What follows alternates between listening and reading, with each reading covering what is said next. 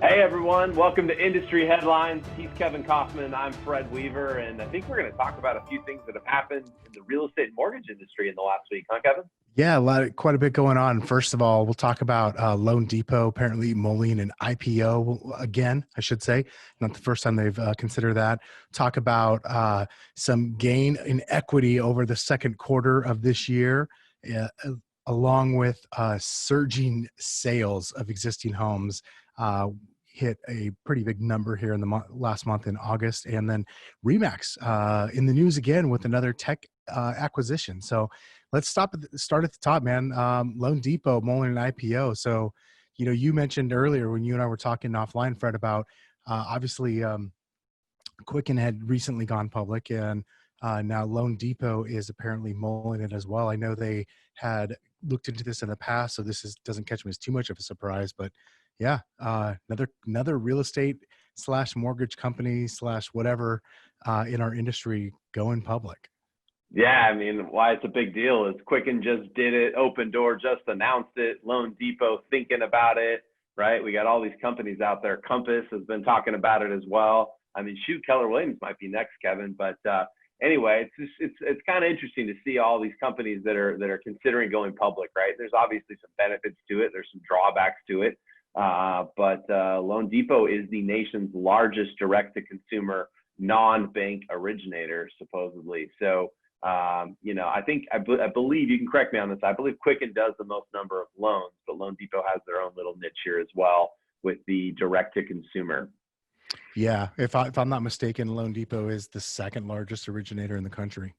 Yeah. Okay. Sorry, I said largest. I meant to say, my bad.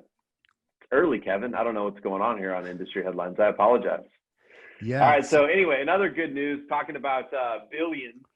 Homeowners in the second quarter of 2020, Kevin, gained over 620 billion in equity. I would argue that homeowners in some parts of the country have seen a larger share of that than others. But in one quarter, homeowners across America, 620 billion.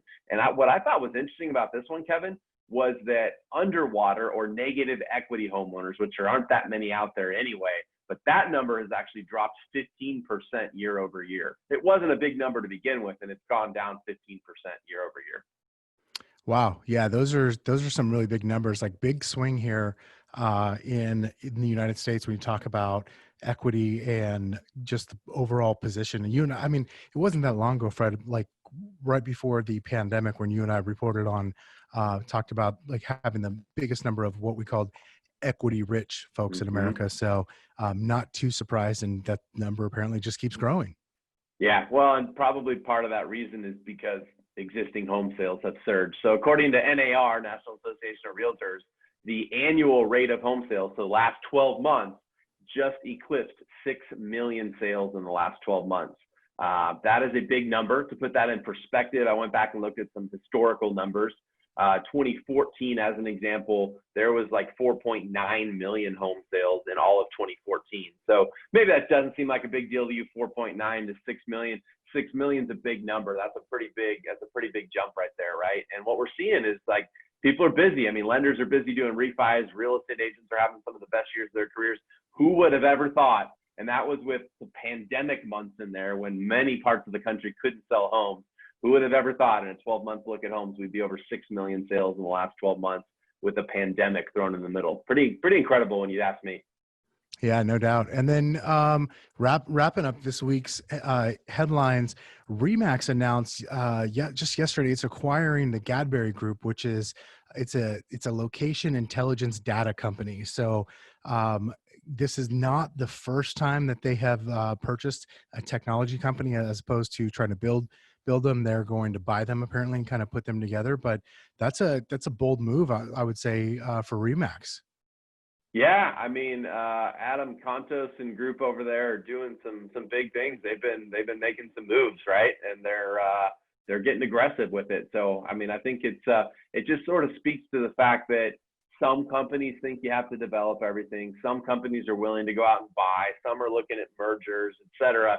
But there's a lot of movement, if you will, in the real estate and the intelligence space as far as data is concerned. So where all this lands, I don't know. It'll be fun to look back in 5 years, 7 years, whatever, and kind of see whose moves paid off the most. But good for Remax out there making some more moves in the data and local intelligence world. Yeah, I think I'll read a quick quote here from Adam Contos. You mentioned him, the Remax CEO. He said, "For our Remax brand, the Gadberry Group is highly complementary to both our first app and the Booge platform, which is one of their first acquisitions, which further strengthens their overall technology infrastructure and their data and analytic capabilities." So yeah, they're in the game, they're in the race. There's no doubt about it. They're playing for keeps. Yeah.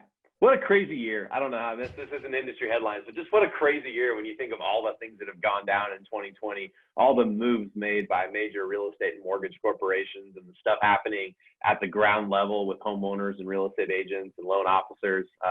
It'll be interesting to see how our industry headlines shape up as we head into the fourth quarter, right? And just see kind of where do these go? Where do these stories lead, right? We got an election coming up. It'll just be interesting to see, like, does the aggressiveness, if you will, does the ramp up continue? So thanks for tuning in to industry headlines. Hopefully you're staying plugged into what's going on out there. And Kevin likes to read the news on your behalf. So that's what we're here for. All right, guys, we'll talk to you next week.